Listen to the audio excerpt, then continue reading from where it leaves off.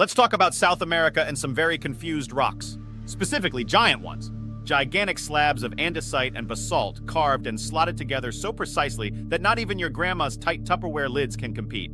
Sites like Sacsayhuaman, Ollantaytambo, and Tiwanaku aren't just impressive, they've become the stuff of legend, meme material, and YouTube conspiracy rabbit holes.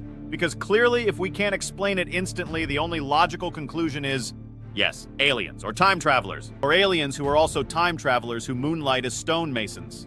But before we all board the UFO to Fantasyland, let's ask the obvious. Did hunter-gatherers really build these megalithic sites? And if they did, how? Because, as the myth goes, these folks didn't have the wheel, metal tools, or even a proper word for bulldozer. So surely they were just finger-painting on caves, right? Oh, please. First off, calling these ancient builders hunter-gatherers is like saying Da Vinci was just a guy who doodled a lot. It's technically true, but impressively misleading.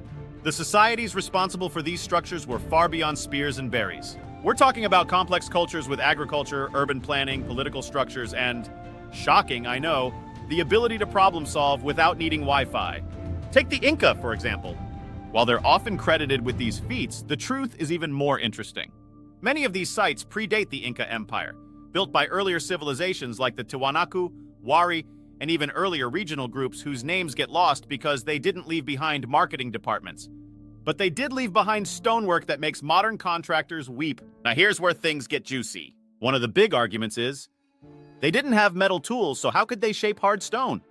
Great question. Let's remember that metal isn't magic. You don't need iron to shape stone, you need harder stone.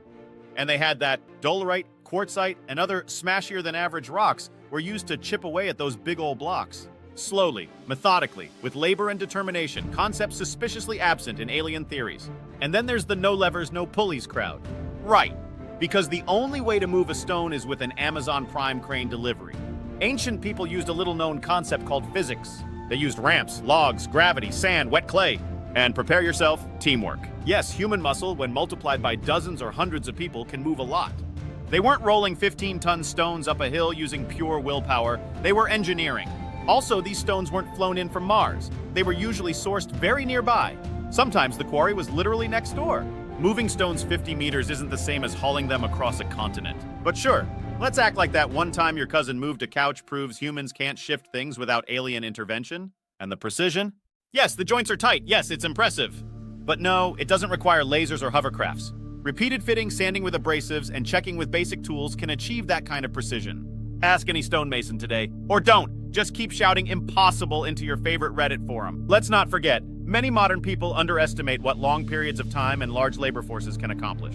These weren't weekend DIY projects. Some sites took generations.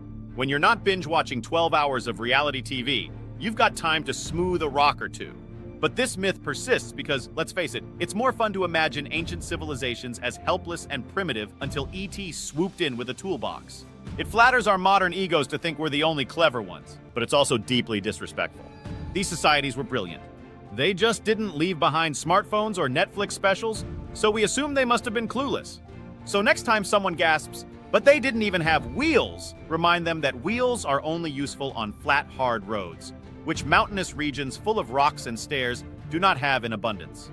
The Inca built roads for crying out loud. They just didn't need Hot Wheels for logistics. In conclusion, yes, human beings, without metal, without cranes, without force multipliers, can and did move and shape stones, using their brains, their hands, and their time. Lots and lots of time. Now, if you really want to help humanity, here's a little advice. Next time you're impressed by something ancient, don't jump straight to aliens. Jump to admiration, wonder, curiosity, and maybe a book or two. And if you made it this far, congratulations. You've unlocked the secret to ancient knowledge, patience, and reading comprehension.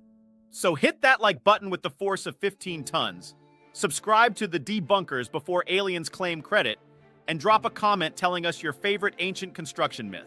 Let's rock this thing, pun 100% intended.